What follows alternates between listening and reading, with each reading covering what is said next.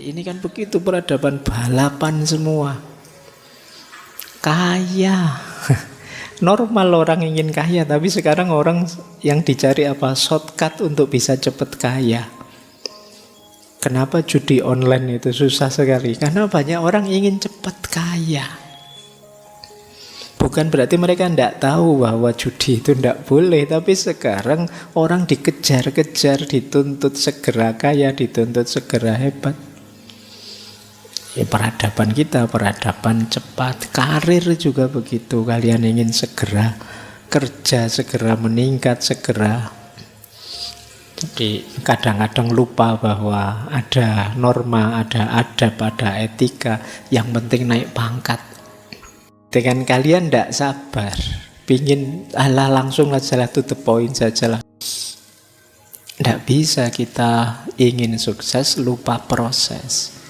Hidup juga tidak bisa kita ingin cepat saja tanpa menikmatinya. Itu pesan utama slow living malam hari ini.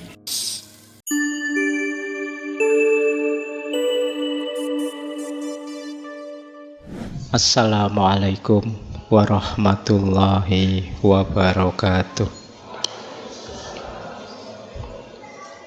Bismillahirrahmanirrahim. Alhamdulillahi rabbil alamin. Wa bihi nasta'inu ala umurid dunya waddin. Allahumma sholli wa sallim wa barik ala habibina wa syafi'ina Sayyidina wa maulana Muhammadin wa ala alihi wa ashabihi wa man tabi'ahum bi ihsanin ila yaumiddin. Amma ba'du. Bismillah, mari kita lanjutkan lagi ngaji kita. Malam hari ini kita masih ada di tema mencari ketenangan hidup, membangun hidup yang tenang. Yuk kita slow saja. Mumpung temanya ya slow living. Ngajinya juga kita slow ya kan. Saya kebetulan agak serak, agak batuk juga, jadi suaranya agak pecah, enggak apa-apa. Untungnya temanya santai, tema slow. Nanti kita senyampe-nyampeknya. Baik, malam hari ini kita belajar dari beliau, Karl Honore. Karl Honore ini seorang filosof, jurnalis dari Kanada. Sekarang masih aktif dengan berbagai aktivitas beliau, khususnya di namanya slow movement, gerakan yang berhubungan dengan melambatkan hidup. Jadi, karena rasanya hari ini hidup ini kok terlalu cepat, jarang di antara kita yang bisa menikmati hidup. Nanti kita lihat ya, di titik-titik mana sih kelirunya kita hidup yang terlalu cepat itu. Baik, langsung saja ya ke gagasan-gagasan beliau. Oke, bismillah, kita mulai ya. Apa dan bagaimana slow living ini? Yang pertama, problem utama slow living adalah fast culture.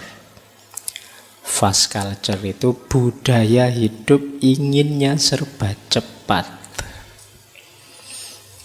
Kadang-kadang orang tidak pakai istilah fast, kadang pakai istilah instan, inginnya langsung saja, tidak sabar proses.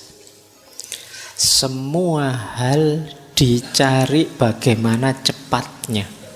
Siapa paling cepat, dialah yang paling hebat. Dulu kita belajar ini dari ada filosof, dulu pernah kita kaji, namanya Paul Virilio, yang punya teori dromologi. Ini juga bagian dari kritik terhadap peradaban kita hari ini. Jadi peradaban kita hari ini itu peradaban yang fast, apa-apa pingin cepat. Jadi ya termasuk ngaji gini ya, yo teman-teman siapa yang kalau dengerin YouTube dicepatkan 2 kali speed 3 kali speed.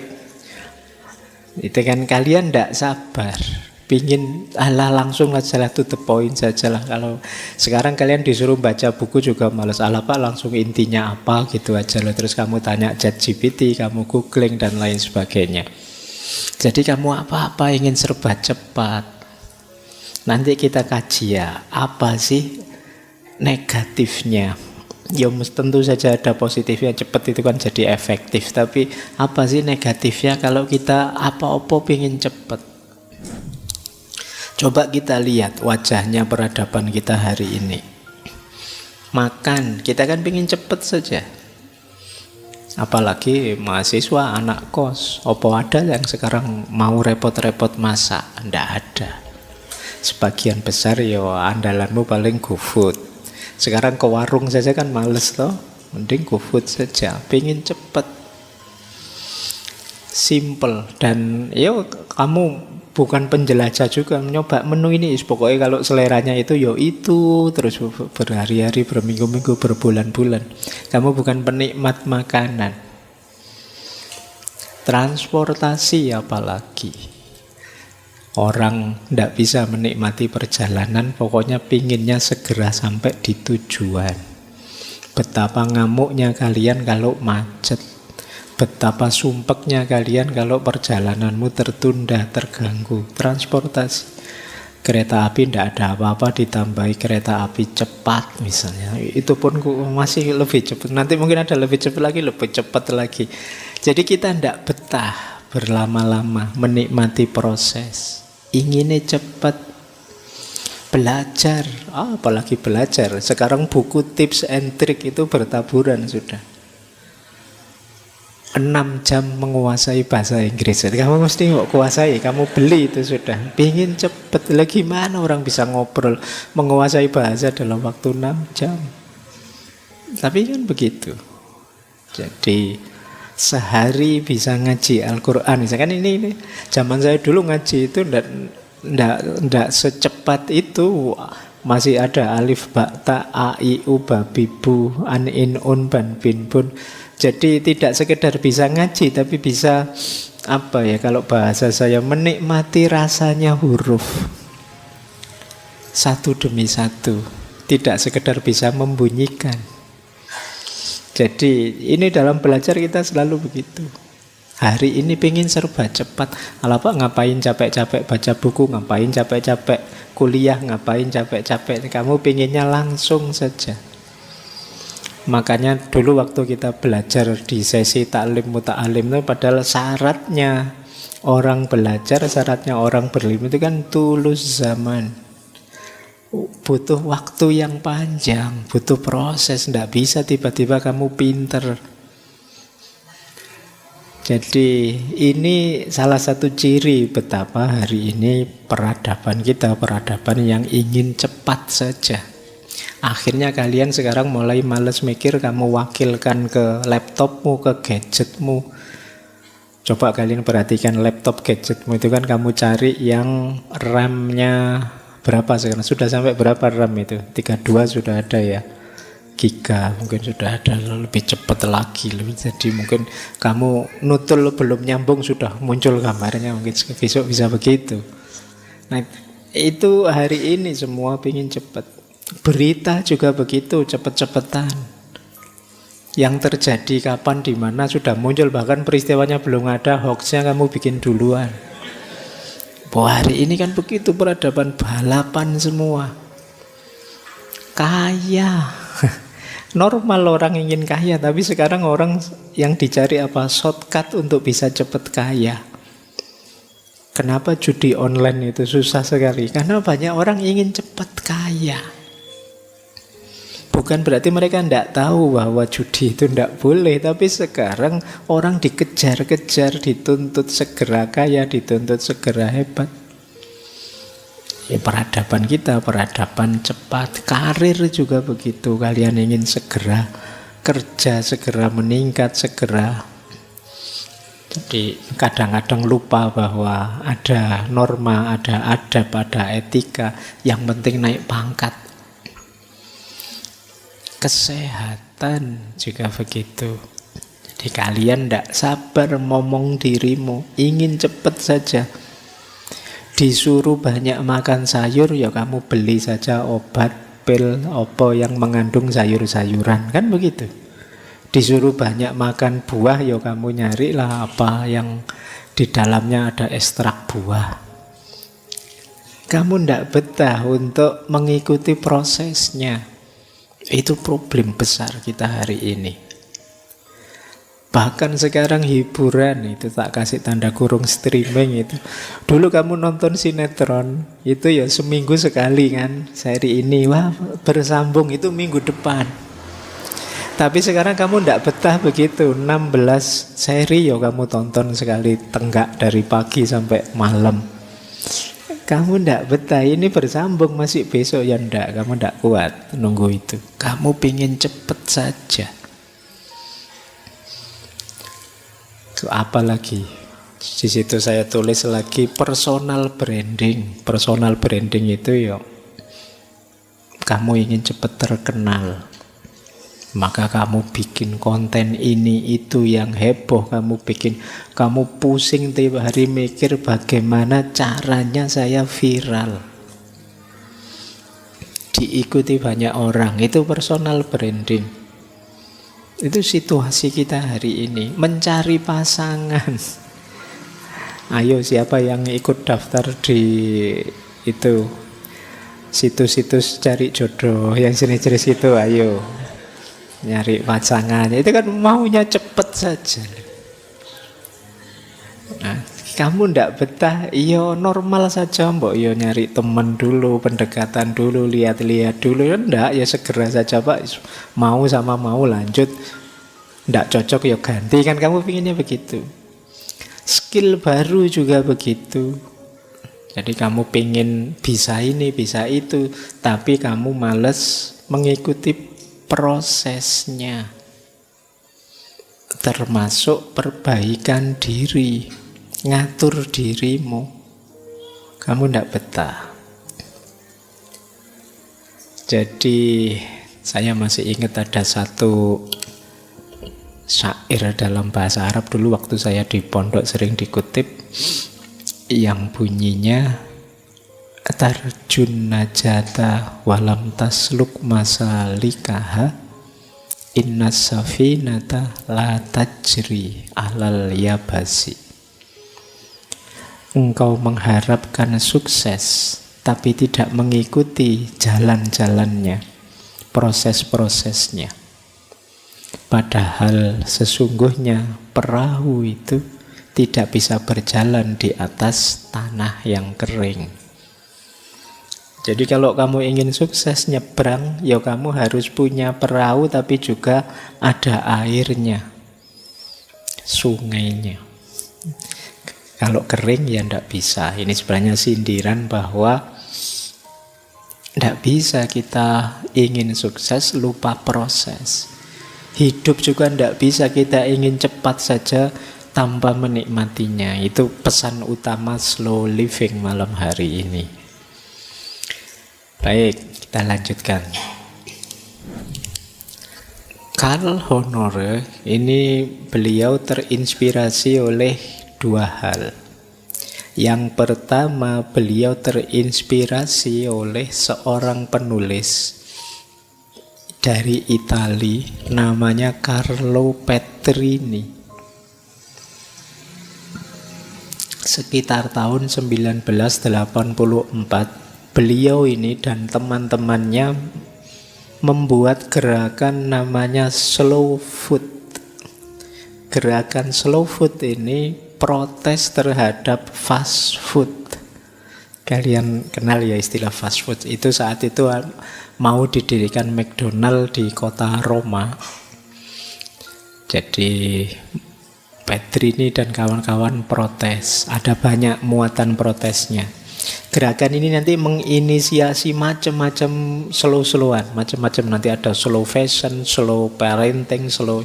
Nah ini sebenarnya pemicunya ya Carlo Petrini dan kawan-kawan ini. Diawali dari protes terhadap fast food yang ya tidak sehat, ya macam-macam kritik beliau. Apalagi sekarang kamu ketambahan Israel lagi itu, tambah rame lagi itu.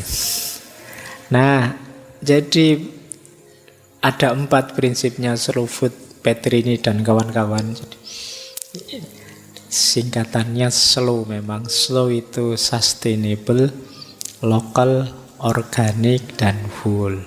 Sustainable itu berkelanjutan.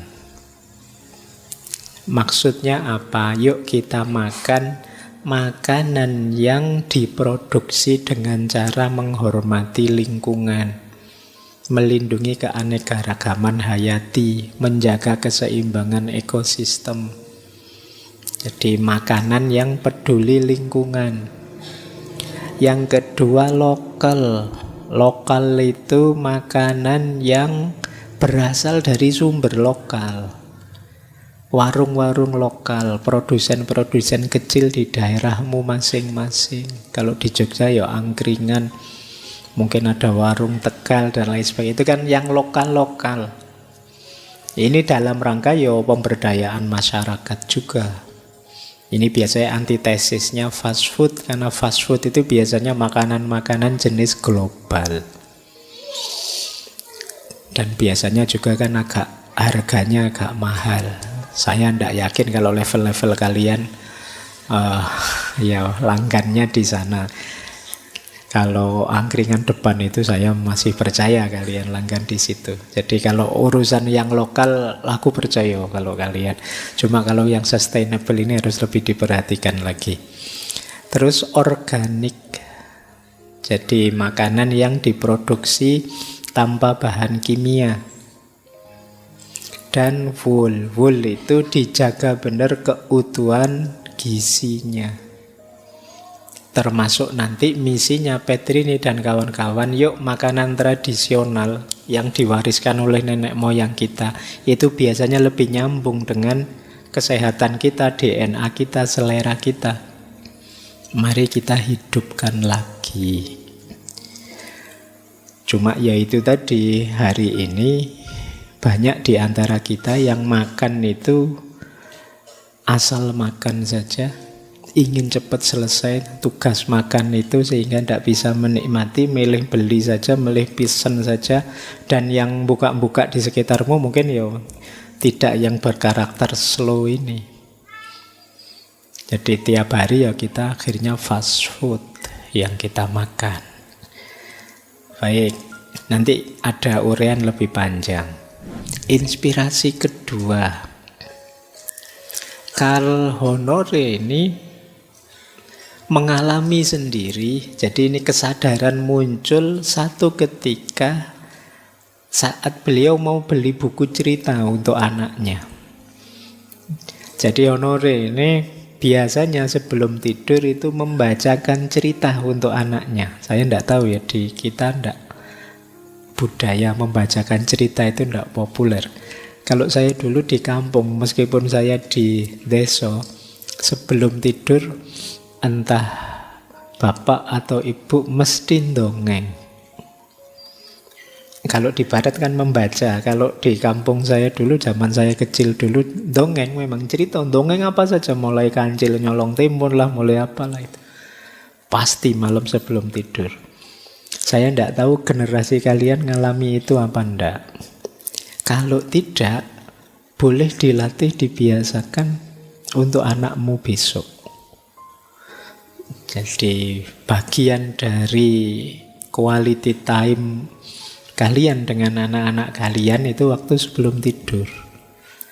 Yos, kalau tidak ada buku, mungkin Pak buku di rumah filsafat semua Pak, tidak ada buku cerita.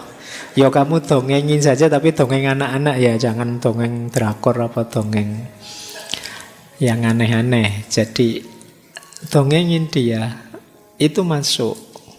Termasuk nanti mungkin di akhirnya ada pesan moralnya, ada titik tekannya apa. Nah ini dilakukan Honore, cuma kalau dia ada di tradisi di sana, di barat itu sambil baca buku cerita. Nah, cuma dia merasa, saya itu kalau cerita sebelum menemani anak sebelum tidur itu biasanya ceritanya kesusu-susu, terburu-buru. Kenapa? Pingin anaknya segera tidur, maunya begitu, terus dia dan ngerjain tugas yang lain. Dan dia menyesali itu. Nah, satu ketika dia ke toko buku. Di toko buku ada buku yang judulnya One Minute Bedtime Stories. Jadi kisah-kisah sebelum tidur dalam 1 menit. Itu kayak kalian 6 jam bisa bahasa Inggris tadi. Ini cara dongeng 1 menit cukup. Nah, dia sudah pegang buku itu, mau dibeli. Tapi begitu dia pegang, dia terus mikir, terus jadi malu sendiri. Kenapa ya kok saya mencari yang versi terburu-buru, ingin cepat untuk sesuatu yang harusnya ini momen berharga untuk anak saya. Harusnya ini quality time. Kok saya pingin ke susu cepat itu, saya jadi malu dengan diri saya sendiri. Nah, ini nanti antara lain yang menginspirasi terus dia. Berarti selama ini kita hidupnya terlalu ngegas, terlalu ingin cepat, kurang remnya. Nah, kita kurang menikmati. Kata beliau, kenapa saya buru-buru bahkan untuk sesuatu yang seharusnya menjadi momen berharga dengan anak saya. Jadi mari setiap momen kita nikmati, kita rasakan, kita resapi. Itu nanti prinsip utamanya slow living. Nanti dari sini beliau juga mengkonsep namanya slow parenting. Nanti di buku yang judulnya Under Pressure itu beliau mengulas panjang tentang slow parenting. Baik. Jadi akar masalahnya ternyata adalah fast culture. Budaya apa-apa ingin cepat. Lupa proses, fokus hasil, itu yang hari ini kita sebut instan saja. Oke, kita mulai sekarang. Kita awali dari kritik beliau Karl Honore pada fast culture. Kenapa sih kok fast culture itu kurang tepat?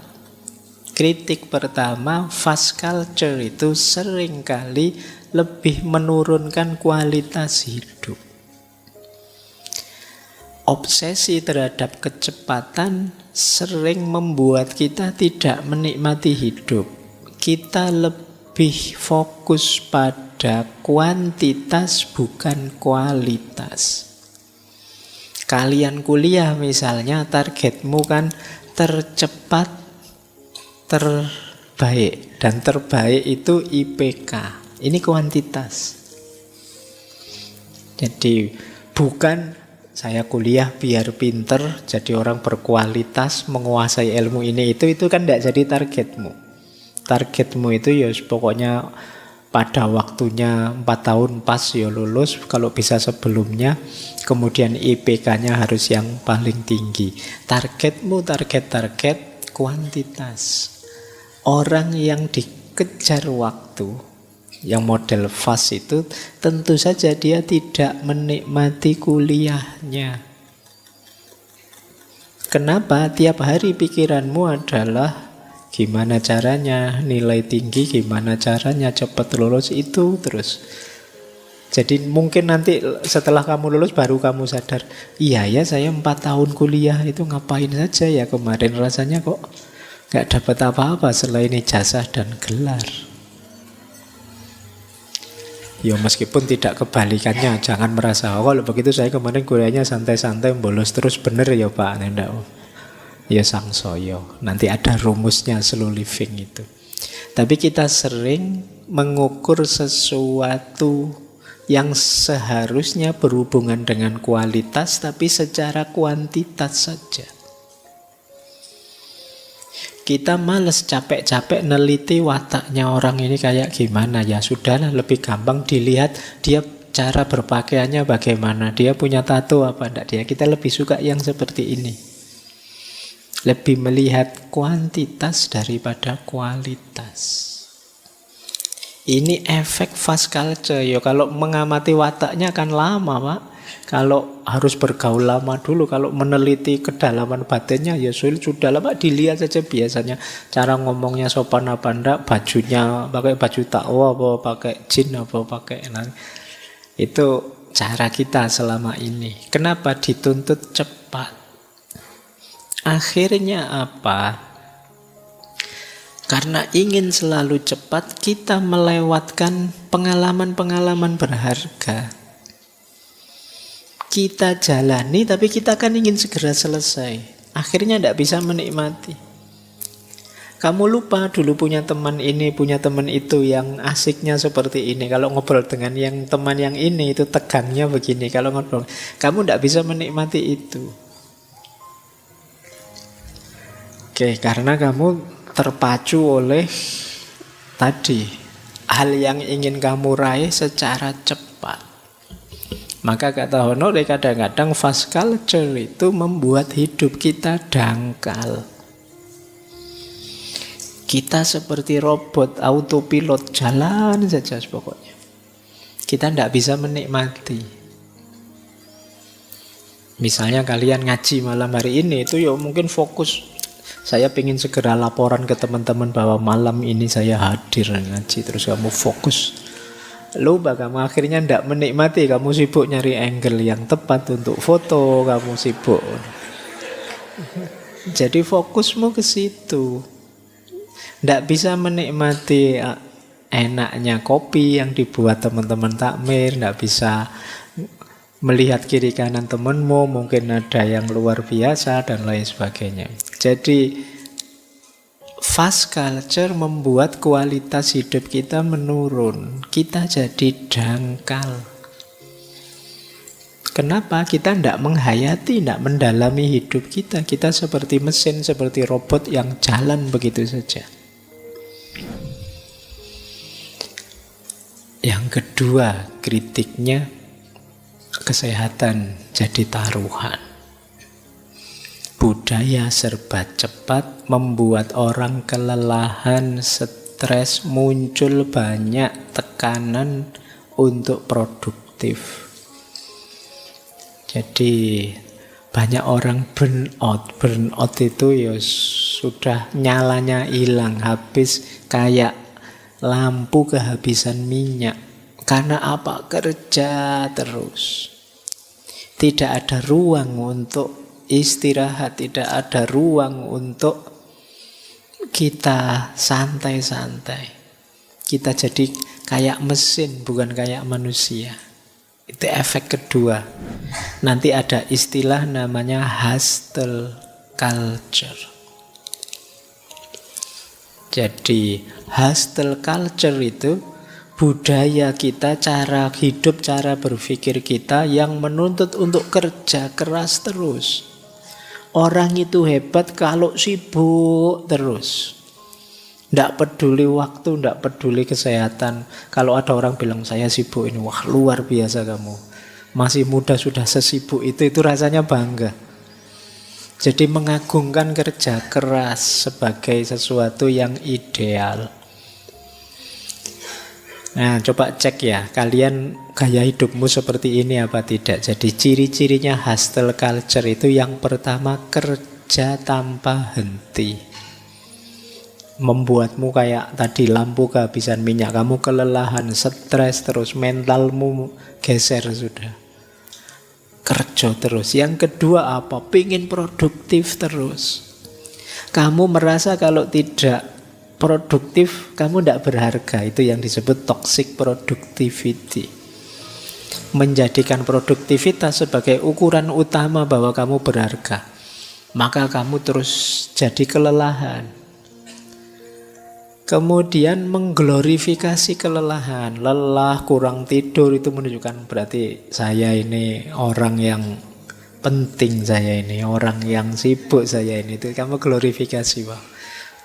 Tidak kayak kalian tiap hari rebahan saja, nganggur saja. Lihat saya ini loh, sibuk, waktuku itu penuh sekarang ini. Itu glorifikasi kelelahan ini. Kalian berarti gayamu hustle culture. Dan hidupmu tidak seimbang. Antara kerja, kesehatan, kehidupan pribadi, hobi. dan lain sebagainya, kacau ritmenya. Ini yang disebut hustle culture. Coba kalian cek dirimu ya, kalian punya visi itu enggak? Ya mungkin sekarang belum sesibuk itu, tapi kalau di pikiranmu begitu, bahwa orang yang sibuk enggak ada waktu sama sekali, itulah orang hebat, saya harus begitu, saya harus produktif terus menerus, kamu terancam masuk budaya ini. Yang ini ya membahayakan bagi kesehatanmu, jasmani maupun rohani. Jadi kesehatan batinmu maupun kesehatan lahiriahmu. Coba kamu mindset, kalau mindsetmu masih begini, coba diadaptasi, disesuaikan lagi. Beliau juga mengkritik, istilah beliau, kutukan multitasking. Mengerjakan dua hal sekaligus. Orang terus mengerjakan dua hal sekaligus itu tampak begitu cerdik, begitu efisien, begitu modern. Namun yang sering terjadi adalah mengerjakan dua hal secara tidak baik. Seperti banyak orang, kata Honore, saya membaca koran sambil nonton TV dan merasa kurang dapat manfaat dari keduanya. Moco korannya tidak konsentrasi, acara TV-nya juga tidak jelas kedengaran apa. Kayak kalian makan sambil pegang HP. Pegang HP ini ya tidak konsen karena bolak-balik nengok makanan. Makanannya juga tidak bisa kamu nikmati. Itu kan sindrom multitasking manusia hari ini. Dan kamu tidak betah kalau tidak multitasking. Apalagi Gen Z, ada yang bilang Gen Z itu, meskipun masih perlu diteliti lagi ya, span konsentrasinya itu paling lama 20 menit. Jadi kalau ngaji kayak gini ya, tadi sudah lebih 20 menit. Begitu sampai awalnya kamu fokus ngomong, begitu menit ke-20 pikiranmu sudah terbang kemana mesti. Tidak fokus lagi ke sini. Itu generasi sebelumnya jauh lebih panjang, tapi generasimu jadi pendek. 20 menit. Kalau kalian besok ngajar jadi guru, jadi dosen atau apa, inget-inget ini. Kalau pas asik ceramah jangan lupa 20 menit sudah waktunya. Ini peringatan bagi para khotib Jumat juga. Jangan panjang-panjang kalau khotbah. Jadi multitasking, seolah-olah kita hebat, dua pekerjaan di satu waktu, tapi sebenarnya tidak. Yang terjadi apa? Dua ketidakberesan di satu waktu. Dua ketidakmaksimalan di satu waktu. Oke, jadi sambil ini terus itu biasanya sama-sama tidak maksimal, sama-sama tidak kita nikmati dua-duanya. Lanjut, kritik ketiga, hubungan sosial jadi terancam. Kenapa? Karena kecepatan ritme hidup kita sulit dekat secara mendalam dengan orang lain. Emosi kita tidak terlalu dalam terlibat dengan teman kita, sahabat kita, bahkan keluarga kita.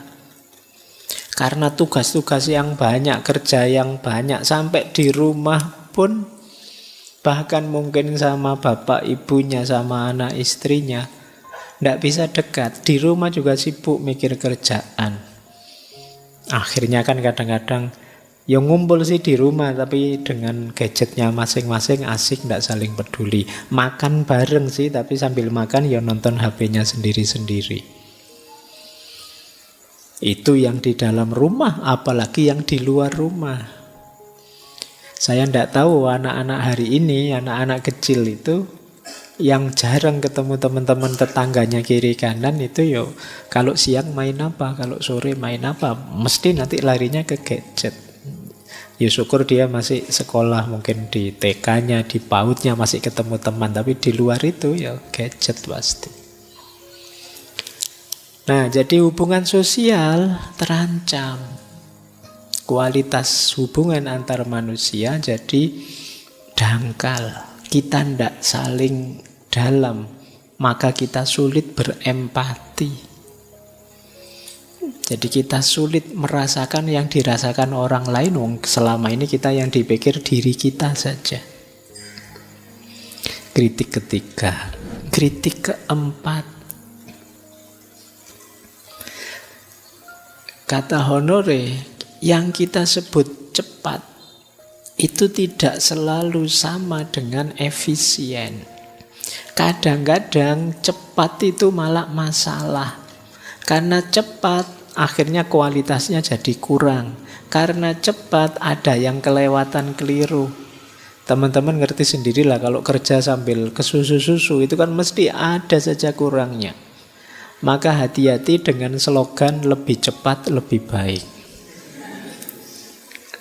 Tidak mesti lebih cepat itu lebih baik. Kadang-kadang lebih cepat itu tadi jadi malah tidak efisien, malah kerja 2 kali.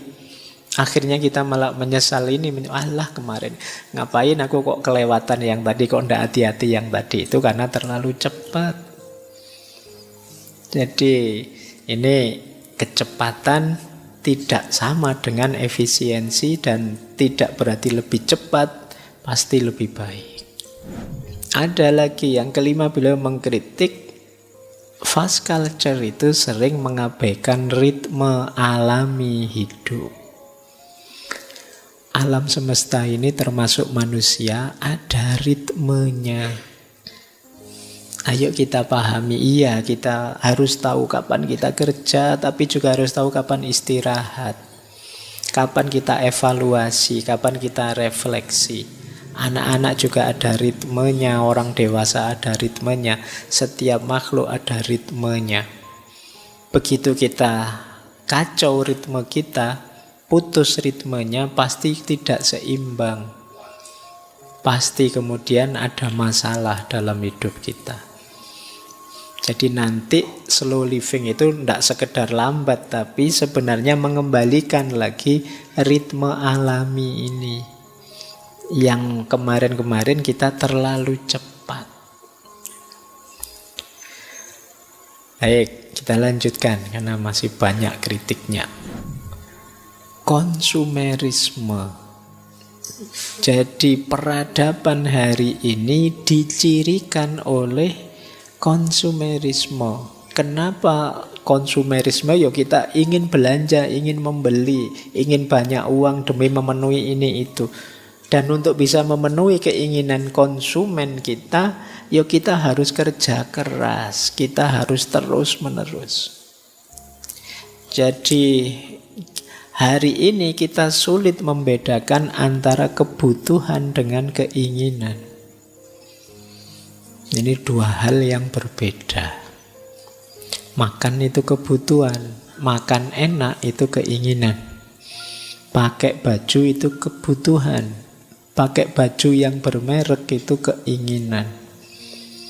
Konsumerisme itu kalian lebih disetir oleh keinginan-keinginanmu yang kadang-kadang tidak relevan. Biasanya keinginan ini jauh lebih mahal.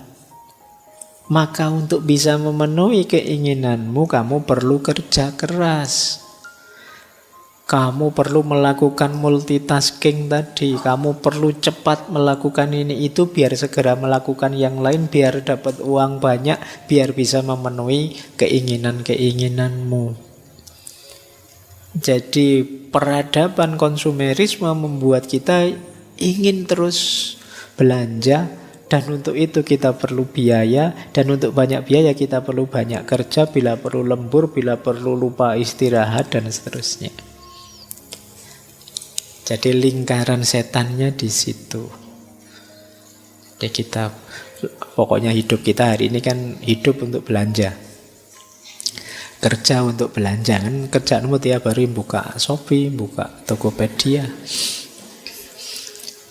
Oke ya, jadi berarti apa? Fast culture itu mempromosikan gaya hidup yang merugikan, tidak hanya secara emosional tapi juga secara ekonomi, secara sosial. Baik, oke ya, ini kritik ke-6. Kritik ke-7. Banyak ternyata kritiknya sampai 7. Ya ini pemetaan saya saja. Beliau mengkritik fast culture itu membuat kita kehilangan kesadaran penuh, tidak bisa menikmati momen. Itu yang kemarin kita bahas panjang di mindfulness. Mari hidup secara mindful. Hidup secara mindful itu kita sadari sepenuhnya yang kita lakukan sekarang dan kita nikmati, kita hayati.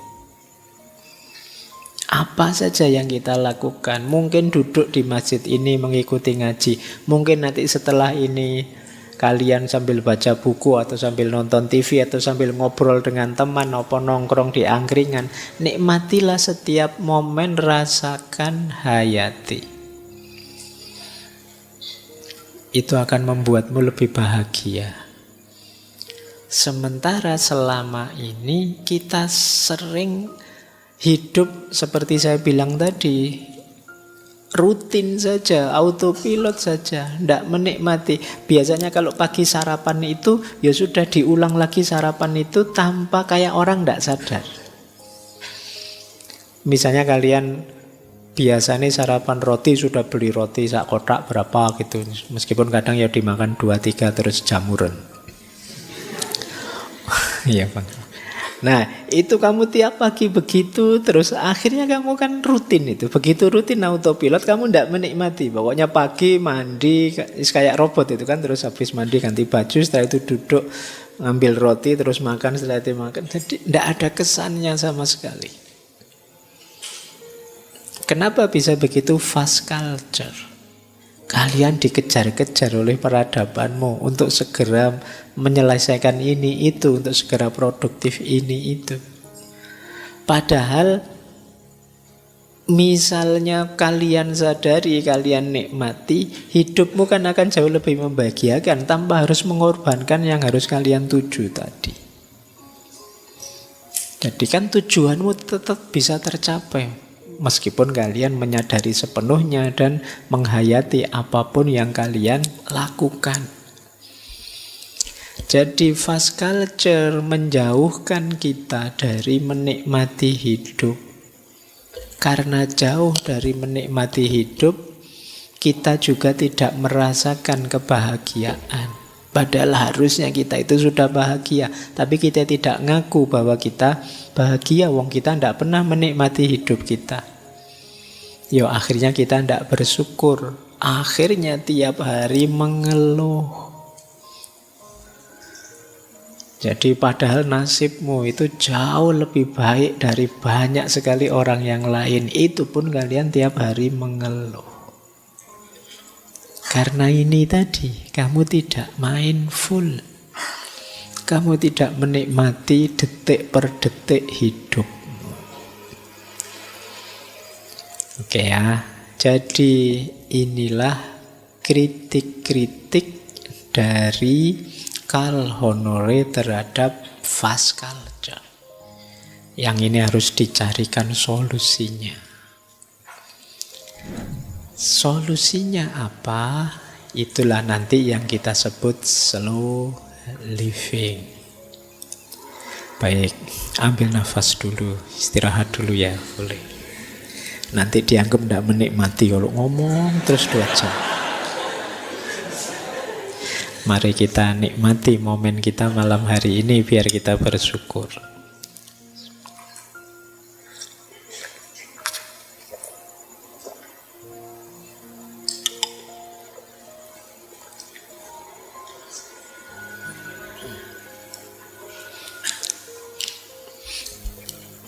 Oke ya, baik. Nah, sekarang kita masuk ke tema utama kita. Slow living. Slow living itu, ini kalau dari bukunya ya, maknanya secara umum filosofi hidup yang menekankan pentingnya memperlambat ritme untuk menikmati momen, mendalami pengalaman, dan menghargai kualitas daripada kuantitas dalam segala aspek kehidupan. Jadi karena memang peradaban kita hari ini agak terlalu cepat, ada pentingnya kita lambatkan sedikit. Nanti di bagian bukunya yang lain beliau bilang begini, slow living itu satu revolusi budaya yang menentang anggapan bahwa lebih cepat selalu lebih baik. Jadi jangan didefinisikan cepat pasti lebih baik. Filosofis slow, kata Honore, bukan tentang melakukan segala sesuatu dengan kecepatan lambat. Jadi meskipun begitu bukan kok terus ayo kalau begitu berlambat-lambat, bukan itu. Tetapi berusaha melakukan segala sesuatu dengan kecepatan yang tepat. Jadi karena sebelumnya kita terlalu cepat, fast culture kan perlu diperlambat. Diperlambat itu biar ketemu ritmenya yang pas. Jadi targetnya bukan berlambat-lambat, tapi menemukan ritme yang tepat, yang pas. Karena kemarin terlalu cepat. Jadi slow living itu bukan hidup yang santai-santai, males-males, nge-slow saja. Tidak begitu, tapi hidup yang tepat kecepatannya. Kata Honore, menikmati jam dan menit daripada sekedar menghitungnya. Kita selama ini kan lebih banyak menghitung waktu, bukan menikmati waktu. Sudah berapa jam ngaji kita ini? Wah, kurang berapa menit lagi ya. Saya kok rasanya sudah tidak betah ini. Saya kan, kamu tidak bisa menikmati momen, kamu menghitung waktu tiap hari. Wah, sudah kuliah semester 2 sekarang atau semester 3 sekarang, berarti kurang 2 tahun 3 bulan. Kamu ngitung waktu terus. Wah, usia saya sekarang sudah 25 tahun lagi, berarti nanti ditanya kapan nikah ini mesti. Karena kamu ngitung waktu. Kamu tidak bisa menikmati waktu, yang kamu lakukan selama ini menghitung waktu. Dan itu menyiksa. Tidak enak menghitung waktu itu. Nah, slow living filosofinya apa? Menikmati waktu, jam dan menit daripada sekedar menghitungnya. Melakukan segala sesuatu sebaik mungkin, bukan secepat mungkin. Filosofi ini tentang kualitas, bukan kuantitas dalam segala hal.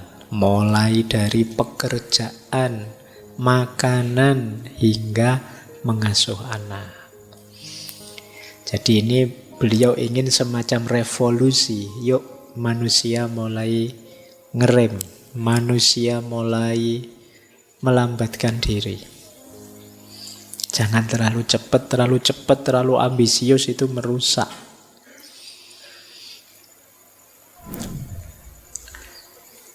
Nah, maka kalau kita rumuskan lagi ya, mari kita luruskan ada beberapa miskonsepsi, awas keliru. Yang pertama, slow living bukan berarti malas.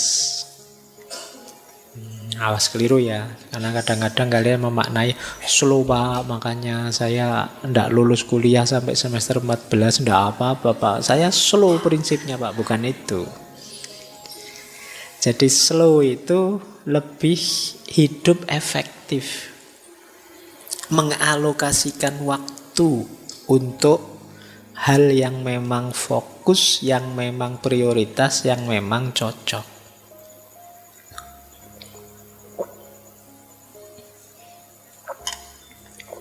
Jadi bukan males. Jadi slow living ini tidak untuk yang males, tapi untuk yang terlalu cepat, untuk mengurangi kecepatannya. Ya meskipun ada yang bilang, tapi males itu kadang-kadang penting loh Pak. Nah, ya. Ada satu buku yang menjelaskan begini, alhamdulillah masih ada orang males. Paling tidak ada orang yang tidak ikut menyumbang kekacauan dan kerusakan di muka bumi. Iya, kemarin kan kita belajar ekologi bulan lalu itu betapa agresifnya manusia karena ambisinya, cita-citanya, keinginannya terus bikin kerusakan ini, kerusakan itu. Nah, paling tidak orang males itu tidak ikut andil merusak dunia ini. Wong dia ndak ngapa-ngapain kok. Itu jasanya paling ndak itu ya. Oke. Meskipun jangan kamu pakai alasan, nanti ini dipakai alasan, Pak. Saya males itu ya, mending Pak, saya ndak ikut andil ngerusak-ngerusak gitu. Oke, jadi slow living bukan berarti malas. Yang kedua, slow living bukan berarti menunda. Waktunya kerja ya kerja saja, tapi ngerti ritmenya. Jangan tergesa-gesa, juga jangan ditunda. Kalau memang sudah waktunya action, action. Kita pilih yang paling cocok, waktu yang paling tepat, durasi yang paling sesuai untuk kita. Kita tahu kapan dikerjakan, kapan istirahat. Jadi bukan menunda. Dan juga bukan, nanti ada yang bilang slow living itu kan mungkin gaya hidup cocoknya ya di pedesaan-pedesaan, Pak, daerah dalam. Ini gaya hidup yang penting untuk semua orang. Siapapun perlu gaya hidup yang tepat seperti ini, kata Honor, di kota maupun di desa. Jadi kalau dulu kesannya yang nge-slow itu orang desa, ya mungkin orang desa sudah menjalankan serba sedikit konsep slow living ini, bisa menikmati hidup, bisa mindful. Harusnya gaya di desa menulari yang kota, tapi kan sekarang kebalikannya, gaya kota nular ke desa. Orang desa sekarang tidak kalah ambisius, tidak kalah kemerungsungnya dengan orang kota, tidak kalah fastnya peradabannya. Kalau tidak percaya kalian nanti yang kuliah di sini waktu pulang kampung mesti kaget-kaget. Perubahannya cepat juga di desa kita itu. Nah, jadi ini tidak desa, tidak kota. Jadi tidak hanya untuk negara maju, tapi juga untuk kita. Kita kan sebenarnya juga sudah maju ya. Insya Allah. Iya kan, harus optimis kita. Baik, jadi ini miskonsepsi.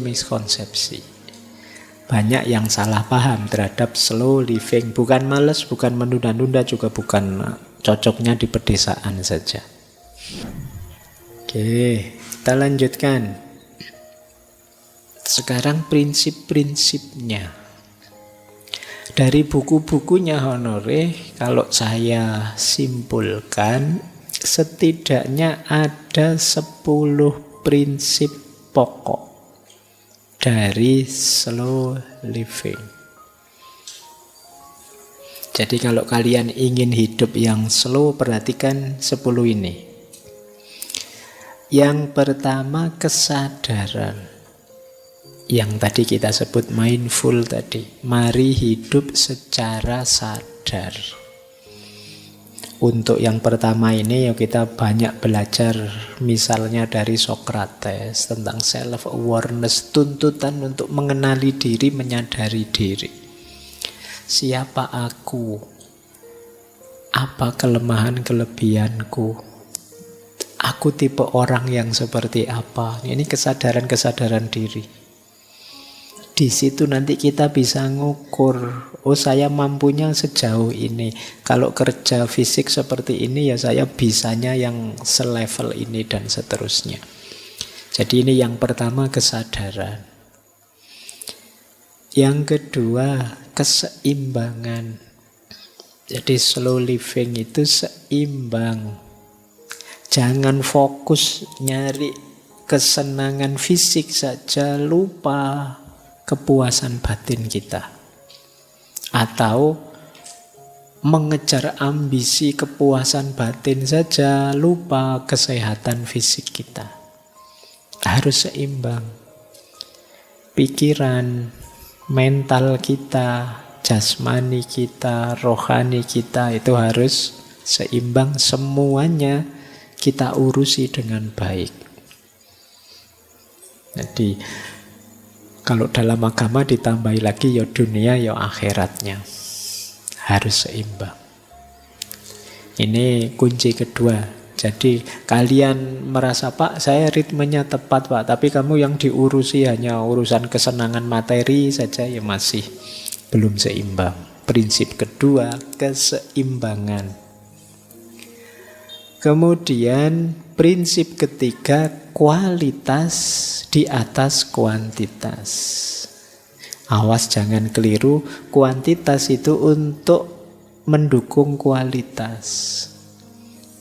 Jadi jangan fokus di kuantitasnya, tapi fokus di kualitasnya. Kadang-kadang kita beraktivitas sebentar tapi dalam itu lebih berkualitas daripada banyak tapi dangkal. Yang tadi banyak contohnya ya. Jadi bagaimana ketika terlalu fokus pada kuantitas kita mengabaikan kualitas. Lebih melihat yang konkret-konkret, lupa bahwa ada yang di-upgrade kualitasnya.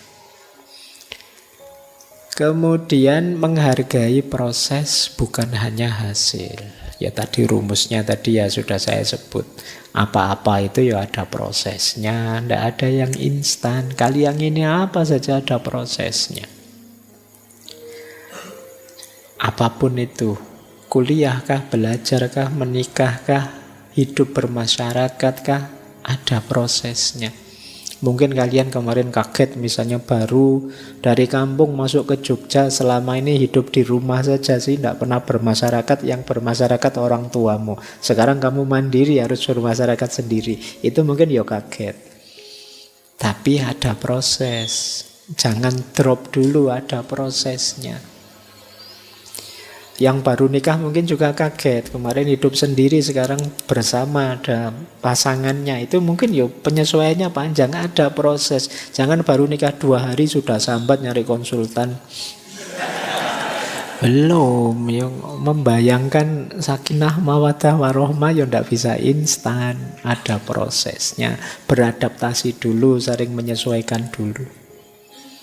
Apa-apa ada prosesnya. Jadi itu prinsipnya slow living. Jadi ayo kalian bisalah menikmati proses, tidak sekedar mencapai hasil. Kalau kalian bisa menikmati proses, insya Allah hasilnya bisa tercapai. Tapi kalau kalian tidak sabar mengikuti proses, kemungkinan hasilnya juga tidak bisa kalian raih. Kemudian tadi ya, ada ritme alami. Pahami ritme hidupmu. Memang yang awal tadi kesadaran jadi kuncinya. Jadi jangan lupa kita ini ada ritmenya. Kapan kerja, kapan istirahat, ada ritmenya. Di titik mana kalian mulai lelah, mungkin saatnya kalian mengurangi banyak kegiatan dan lain sebagainya. Kemudian kesederhanaan, simplicity. Sederhananya, konsep simplicity itu jangan memasukkan, melibatkan, nambah-nambah aktivitas kegiatan yang tidak ada hubungannya dengan dirimu atau tujuan-tujuanmu. Kadang-kadang kita itu nyari masalah sehingga hidup kita jadi kompleks, jadi ruwet. Bukan beban kita ikut-ikutan komen misalnya, terus dibantah orang, kita ngamuk jadi rame. Itu nyari masalah. Seperti kata Lao Tzu itu ya, jadi hidup kita itu simple tapi kita yang bikin ruwet sendiri. Ayo kita hidup simple saja, to the point saja, kita nikmati prosesnya. Yang tidak penting, posisikan sebagai tidak penting. Yang sekunder ditaruh di sekunder, yang tersier ditaruh di tersier. Biar tidak ruwet. Kalian pilahlah tadi ya, ini kebutuhan, ini cuma keinginan. Jadi yang kebutuhan diutamakan, yang keinginan kalau bisa dipenuhi ya dipenuhi. Ini kayak kita waktu belajar Epikuros di minggu pertama bulan ini. Kemudian keberlanjutan, perhatikan aspek keberlanjutan ini. Ya tentu saja pertama-tama keberlanjutan ekosistem lingkungan kita. Kemudian perhatikan juga keberlanjutan kita, kesehatan kita, dan seterusnya. Kemudian ada prinsip lagi, mari kita bisa mengontrol waktu, bukan dikontrol oleh waktu. Kita subjeknya, waktu objeknya. Hari ini kita sering kebalik, kita dikontrol oleh waktu. Kayak tadi loh, kita dikontrol oleh schedule. Kemudian fleksibel, luas saja, jangan kaku. Kemarin Pak saya begini, tapi sekarang kok enggak mungkin lagi ya Pak, karena ya sudah diganti saja. Kan enggak apa-apa. Fleksibel saja. Jangan terlalu kaku, karena ada orang yang terlalu kaku dengan jadwalnya, rutinitasnya, dan lain sebagainya. Ya diadaptasi saja, disesuaikan. Tidak masalah. Kemudian hargai individualitas. Menghargai individualitas itu setiap orang beda-beda. Mungkin kalau kalian kuatnya baca buku ya 30 menit, setelah itu tidur. Nah, kalau temanmu dia bisa berjam-jam baca buku, ini namanya individualitas. Temanmu yang sana dia tahan kerja, melakukan apa ini itu seharian tidak pakai tidur siang. Tapi kalau kamu kan biasa tidur siang misalnya ini. Ini namanya individualitas. Masing-masing orang beda-beda. Kamu juga tidak harus membandingkan dirimu dengan orang lain. Wah, teman saya seharian baca buku terus, malu saya juga mau seharian baca buku. Nanti kamu stres karepmu dhewe nanti. Jangan-jangan kamu baru baca buku dapat 2 lembar sudah menguap terus tidur. Tiap orang beda-beda. Hargai individualitas dirimu dan individualitas orang lain. Inilah slow living. Oke, baik. Semoga sudah bisa ditangkap ya maksudnya slow living. Setelah ini kita belajar 3 gaya hidup yang banyak dijelaskan oleh Carl Honore tentang slow living. Yang pertama slow food, yang kedua slow traveling, dan yang ketiga slow parenting. Kita awali dari slow food. Seperti apa sih slow food? Tadi kan ada kritik pada fast food. Apa sih pesan dari gerakan slow food? Yang pertama jelas ya, melawan budaya fast food. Kalau fast food, makanan itu hanya dilihat jadi bahan bakarnya tubuh. Jadi hanya melihat itu. Kemudian ya biasanya makanan olahan, nutrisinya kurang, cara makannya tergesa-gesa, dan lain sebagainya. Namanya fast food yang makannya mungkin tergesa-gesa. Biar cepat habis terus melakukan pekerjaan yang lain. Sementara slow food mendorong kita untuk menikmati makanan sebagai ritual yang penuh perhatian, melibatkan bahan yang berkualitas, waktu memasak dinikmati, dan kebersamaan dalam menyantapnya. Nah, ini mungkin tadi ya banyak diinspirasi di desa-desa, itu kan lebih slow food. Kemudian menghargai proses memasak. Kalau di peradaban modern banyak orang mencari cara cepat masak atau tidak usah masak sama sekali, eman-eman waktunya. Tapi slow food ini menganggap proses masak itu penting. Penting meluangkan waktu untuk masak sendiri, bahan-bahan segar yang dibeli sendiri. Dan memasak itu pengalaman berharga, tidak sekedar tugas, tidak sekedar kewajiban. Kalau teman-teman sudah bisa menikmati momen indahnya memasak, nah ini kalian sudah mulai masuk ke ranah slow food. Yo, tidak laki-laki, tidak perempuan. Sekarang kan banyak malah yang cowok-cowok yang juga chef ya. Saya tidak tahu kalian apa bisa masak apa enggak. Tapi biasanya kalau kalian masak sendiri, itu rasanya seperti apapun, ayo saja dimakan. Sudah terlanjur dimasak. Itu nikmatnya orang masak sendiri. Saya ngalami dulu di pondok itu begitu, bisa rasanya kayak opo, anunya kayak opo, dimakan saja. Dan indah kebersamaannya, proses masaknya, dan lain sebagainya.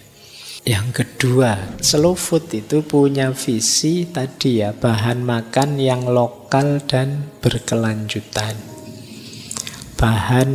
Kalau fast food itu bahan-bahan yang diproduksi massal, yang kadang-kadang dampaknya buruk pada lingkungan dan juga efeknya untuk industri lokal. Kalau slow food bahannya lokal, organik, musiman, sesuai musimnya. Sehingga rasanya, kualitasnya itu dijamin, juga mendukung petani-petani dan produsen lokal. Slow food menikmati makanan dengan perlahan-lahan, mengunyah dengan penuh perhatian, menikmati rasa dan aroma. Kalau fast food cepat yang penting. Kalau fast food makanan itu individual, sifatnya isolatif. Kalau individual itu maksudnya orang lebih makan sendiri-sendiri. Kalau slow food itu makan bisa jadi sarana mempererat hubungan sosial. Jadi bareng-bareng. Slow food ini menghargai tradisi kuliner lokal. Kalau fast food itu biasanya pakai standar global. Ini gerakan yang tadi ya diawali di Italia.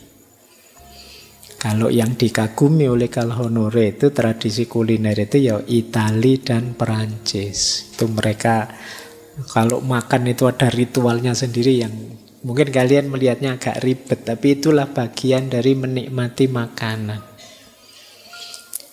Baik, ini satu project sendiri gimana kita mempopulerkan slow food. Boleh nanti kalian mungkin ada yang terinspirasi bikin semacam upaya ya. Yang lain-lain pakai judul fast food, kamu mungkin bikin warung yang judulnya slow food.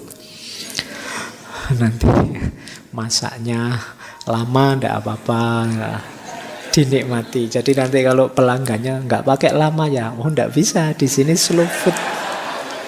Jadi kita santai, silakan dinikmati.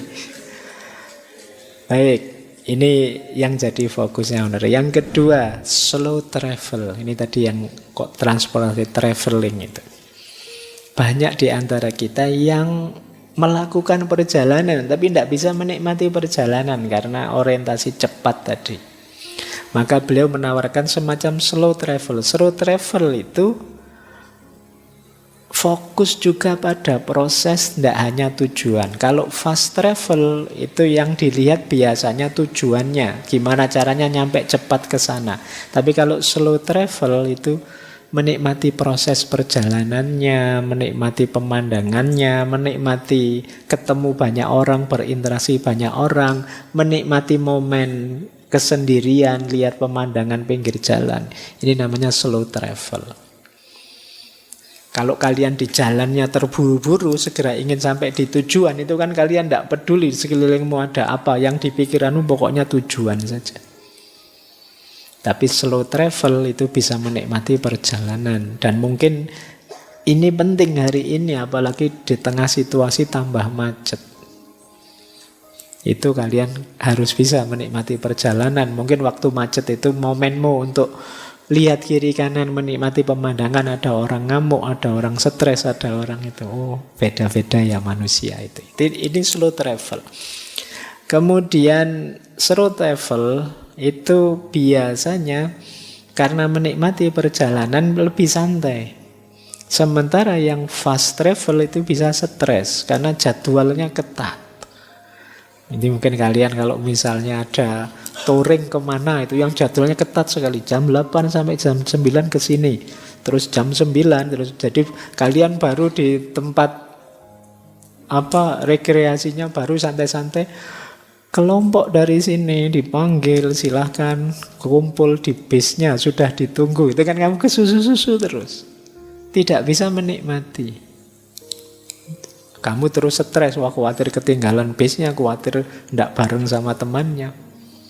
Maka upayakan bisa slow travel, menikmati perjalanan.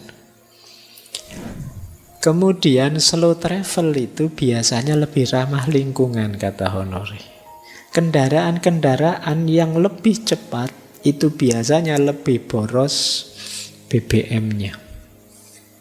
Lebih tidak ramah lingkungan dengan polusinya.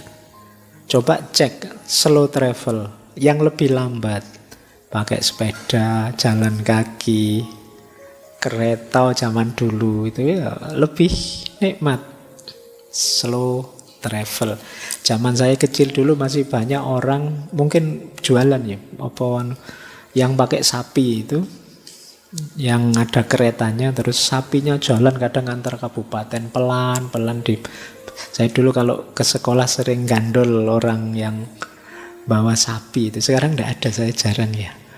Jadi, nah ini slow travel, kamu bisa menikmati perjalanan, kamu bisa lihat kiri kanan, asik lihat keindahan pemandangan dan lain sebagainya. Ini slow travel. Lanjut. Slow travel membuat kita santai dan banyak waktu untuk merenung. Fast travel tidak ada waktu. Waktunya padat, lari-lari, dikejar-kejar terus oleh timing.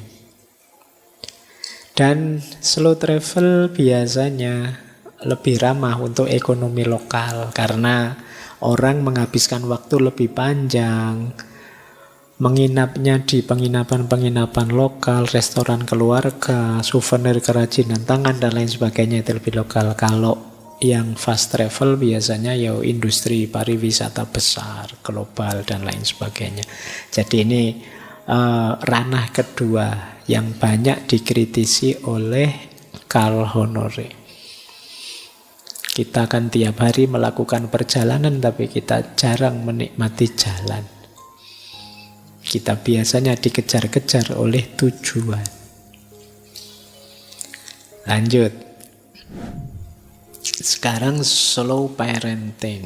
Yang tadi beliau gelisah karena beli buku untuk anaknya tadi loh, buku cerita. Nah, terus menginspirasi gagasan slow parenting.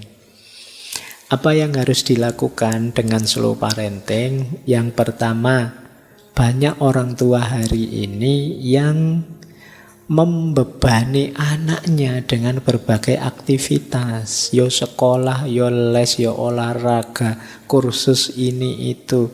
Pinginnya anaknya jadi unggul di segala bidang.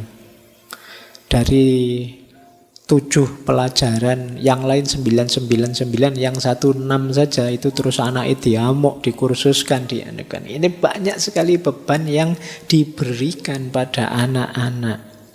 Slow parenting itu apa? Anak-anak tidak membutuhkan jadwal sepenuh itu. Mereka lebih banyak butuh waktu untuk bermain bebas, waktu untuk bermimpi, mengeksplorasi dunia dengan cara mereka sendiri. Bayangkan sekarang anak-anak yo full, misalnya ada yang di sekolah, nanti pulang sore les, setelah les terus pulang sebentar, terus habis maghrib ngaji, dileskan ngaji, setelah itu ke ngaji disuruh belajar ngerjain PR buat besok. Tidak ada waktunya mereka untuk belajar, nggak ada waktunya untuk bermain, tidak ada waktu mereka bebas. Ini maka prinsip pertama slow parenting apa? Kurangi jadwal yang berlebihan. Yang kedua, slow parenting itu memberi kebebasan pada anak. Iya memang ada hal-hal yang harus diatur orang tua, tapi beri juga anak hal-hal yang dimana mereka memutuskan sendiri. Orang tua modern itu banyak cenderung mengatur setiap aspek kehidupan anaknya. Sampai hal-hal paling kecil. Mbok sudah, kalau yang tidak terlalu urgent biarkan anak ini memutuskan sendiri. Misalnya sekedar sore ini pakai baju apa ya, biar dia milih sendiri. Ada banyak hal yang tidak penting biar dia milih sendiri. Mungkin termasuk ingin makan apa besok dan lain sebagainya. Tapi biasanya orang tua itu cenderung ngatur semuanya. Biarkan anak-anak bebas belajar dari pengalaman mereka. Biarkan mereka latihan milih, latihan mandiri, biar mereka percaya dengan dirinya. Jadi ini slow parenting. Biasanya kita itu yang punya anak itu agak terlalu posesif sama anaknya. Khawatir ini, khawatir itu, maka A sampai Z-nya diatur. Akhirnya apa? Anak ini jadi tidak mandiri. Dia tidak percaya diri memutuskan sendiri. Dia selalu ragu-ragu karena selama ini diputuskan oleh orang tuanya. Khawatir salah dia. Mungkin ditanyakan lagi ke orang tuanya, ini benar tidak saya begini? Karena dia selama ini selalu diputuskan, tidak memutuskan sendiri. Jadi prinsip kedua, beri bebasan pada anak-anak biar mereka percaya diri dan merasa dihargai. Jangan lupa, anak-anak usia awal, usia ABG, usia SMP itu biasanya krisis eksistensial mereka adalah krisis pencarian jati diri. Mereka ingin diakui. Cuma biasanya kita mengabaikan itu dengan cara ngatur segala hal. Seolah-olah mereka itu tidak layak memutuskan untuk hidupnya sendiri. Nah ini terus biasanya mereka krisis, terus memberontak, melakukan hal-hal yang kadang-kadang negatif. Maka jangan kaget, perilaku kriminal yang muncul hari ini kadang-kadang yang melakukan anak kecil-kecil, masih SMP dan lain sebagainya. Terus tadi ada istilah ritme alami. Jangan lupa anak-anak kita juga punya ritmenya sendiri. Kadang-kadang orang tua memaksakan ritme orang tua untuk mereka. Jadi perkembangan mereka, cara belajar mereka itu anak-anak sudah levelnya. Jangan dibandingkan dengan orang tua. Kadang-kadang kita marahi mereka kalau tidak melakukan ini itu, yang ini itu orang tua. Itu levelnya orang tua yang melakukan yang sehebat itu, sedahsyat itu. Nah, kita sering memaksakan itu pada anak-anak kita. Standar orang tua kita pakaikan untuk anak-anak. Ini masalah kita hari ini. Kita tidak melihat bahwa dulu kita waktu kecil misalnya mungkin jauh lebih jelek, jauh lebih lemah daripada anak-anak kita. Ya tentu saja dengan standar orang tua sekarang mereka di bawah kita. Tapi mereka ada ritmenya sendiri. Kita sering memaksakan ritme kita untuk mereka. Ya wajar saja kalau anak-anak banyak mainnya. Terus orang tuanya marah, main terus tiap hari main game saja. Iya memang anak-anak. Itulah usia mereka. Itu yang sering kita lupakan. Kita pakai standar kita untuk mereka, ritme kita untuk mereka. Kemudian kritiknya Honoré lagi, hari ini orang tua lebih banyak fokus pada prestasi anaknya daripada kualitas hubungan dengan anaknya. Jadi anak-anak ini jadi jalan untuk kebanggaan orang tuanya, sehingga kemana-mana yang dituntut ke anak-anak ini mereka harus berprestasi ini, berprestasi itu, bisa ini, bisa itu, akademik lah, olahraga lah, dan lain sebagainya. Sementara hubungan yang lebih dekat, lebih dalam tidak terjalin. Jadi padahal anak-anak ini membutuhkan waktu kebersamaan yang berkualitas dengan orang tua. Sementara orang tua abai dengan itu. Orang tua pada anaknya banyak isinya hanya menuntut saja. Menuntut ini, menuntut itu. Lupa bahwa mereka juga manusia yang punya keinginan sendiri, yang punya cita-cita sendiri, dan juga punya ritmenya sendiri. Lanjut. Nah, terus yang sering dilupakan oleh orang-orang tua pada anak-anak adalah seringkali orang tua kehilangan momen kecil kebersamaan dengan anak-anak mereka. Ngobrol yang berkualitas, bermain bersama yang berkualitas, membaca bersama, jalan-jalan pagi bersama, ini kan momen-momen kecil. Tapi sering diabaikan, tidak dianggap penting. Kadang-kadang anak dianggap mengganggu saja.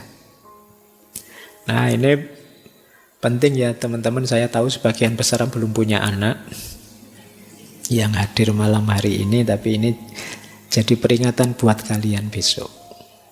Seperti kata Khalil Gibran itu loh. Anak-anak kita itu hakikatnya bukan anak-anak kita. Mereka punya dunianya sendiri, bukan milik kita. Kita bisa mengarahkan mereka, tapi seperti apa laju, nasib, dan gaya hidup mereka itu ada di tangan mereka sendiri. Baik, jadi ini slow parenting, efek, jadi lanjutan dari isu tadi ya, slow living tadi. Yuk, jangan terlalu keburu nafsu, dikejar-kejar oleh prestasi ini, prestasi itu, ingin target ini, target itu, sampai lupa cara kita ngomong yang baik pada anak-anak kita. Isinya dikejar prestasi saja terus kita, sehingga anaknya dituntut saja terus. Baik, jadi ini 3 wilayah tadi sudah: parenting, traveling, dan food. Sebenarnya masih ada sekarang banyak isu-isu yang lain. Masih ada food, slow fashion. Slow fashion itu gaya kita berbusana, pakai baju. Kita banyak sekarang slow fashion itu apa? Misalnya dengan bahan-bahan yang tidak ramah lingkungan, kemudian mengutamakan tren sesaat, jadi sehingga di kamar kita, di lemari kita itu banyak sekali baju yang mungkin sudah pensiun tapi masih bagus karena kita gonta-ganti tren terus. Ini namanya tidak efektif, dikejar-kejar tren, dikejar-kejar gaya. Ada hubungannya dengan slow fashion. Dan masih banyak lagi ranah slow ya, mungkin nanti ada slow education dan lain sebagainya. Cuma pada intinya ya prinsip-prinsip slow living seperti yang saya jelaskan tadi. Ini karena waktunya sudah mepet, langsung saya jujuk ke sini. Tipsnya sekarang. Pak, sejak tadi kan diajari caranya slow, hidup yang slow. Nah, sekarang memulainya bagaimana? Gimana memulai slow living ini? Kalau bahasa sehari-hari, ngeremnya bagaimana Pak? Ini sudah terlanjur cepat ini ritme hidup saya. Yang pertama, breathe. Ini sebenarnya diambil dari salah satu wawancara dengan Honore. Breathe itu bernafas dalam-dalam. Ini awalnya ya, ambekan. Ya masuk mau ndak bernafas. Tapi bernafas yang dalam maksudnya. Bernafas yang dalam itu lumayan meredakan tensi, lumayan meredakan ketegangan, lumayan ngerem. Kalau kalian sedang sumpek apapun, ambil nafas sedalam-dalamnya, diulang sampai 3 kali, itu bisa turun. Oke, jadi yo paling ndak darahnya ndak naik lagi. Menstabilkan tekanan darah, memperlambat detak jantung. Coba ambil nafas, breathe, ngerem. Jadi kalau sedang ngalami kok kemurungsung sekali, tergesa-gesa sekali, keburu-buru sekali, ambil nafas dulu. Yang kedua, speed audit. Speed audit itu coba deh berhenti sebentar, jangan lari terus, jangan jalan terus, berhenti sebentar, tengok dirimu, tanyakan pada dirimu, saya ini terlalu cepat enggak sih? Aku ini bisa menikmati hari-hariku apa enggak sih? Nah, ini namanya speed audit. Iya, ternyata saya ini terlalu cepat, autopilot saja hidup saya tidak menikmati sama sekali. Saatnya direset, diatur ulang berarti. Oke, kemudian downsize your calendar. Kalau kalian jadwalmu penuh, banyak, sekarang buat prioritas. Yang tidak penting buangan. Biar tidak sesibuk itu dirimu. Jadi, lihat jadwalmu, misalnya minggu depan apa saja, pilihlah yang paling tidak penting, sisihkan. Tidak usah dijadwal. Saya tidak tahu kalian punya itu apa enggak. Pak, saya itu fast living tapi tidak terjadwal, Pak. Rasanya koyok sibuk koyok itu tapi ya tidak jelas semua. Ya berarti kamu pilih aktivitas-aktivitas yang pokok, yang penting, yang harus kamu lakukan. Sisanya saatnya kamu istirahat, ambil nafas, menikmati hidup. Jadi misalnya, Pak, saya itu yang pokok-pokok ya kuliah, Pak. Kuliah itu dalam seminggu 5 kali, Pak. Hari ini jam sekian, hari ini jam sekian. Terus saya ada lagi ngaji, Pak, jam sekian, sekian. Berarti sisanya saatnya kamu pendinginan. Oke, itu namanya downsize your calendar. Kemudian schedule unscheduled time. Jadi kalau memang begitu padatnya, tidak bisa ada yang disisihkan, jadwalkan waktu tanpa kegiatan. Jadi istirahatnya dijadwal berarti, santainya dijadwal, ngeremnya dijadwal. Atau set aside more in between time. Set aside more in between time itu, kalau selama ini kalian jadwal istirahatmu pendek, tambahi lagi. Jeda antar kegiatan mungkin 10 menit, tambahi jadi 15 menit. Ya jangan panjang-panjang. Nanti nggak jadi melakukan yang kegiatan selanjutnya, ya tambah 20 menit atau 25 menit boleh. Itu namanya ngambil jeda untuk ambil nafas. Terus unplug. Unplug itu artinya melepas. Siaplah melepas hal-hal yang memang tidak penting, tidak vital, tidak primer. Kalau tidak, ya kamu akan ditelan oleh kesibukan hal-hal yang tidak penting. Misalnya tadi loh, bukan berarti main gadget itu jelek, tapi kan terus-terusan main gadget itu negatifnya banyak. Maka dijadwal, terus dijeda, dilatih dirimu nyapih gadget. Nah, ini namanya unplug. Mungkin bukan gadget, mungkin kesibukan apa yang itu sebenarnya tidak terlalu penting tapi menyita terlalu banyak waktumu. Nah, itu kamu harus siap menyapihnya, melepasnya.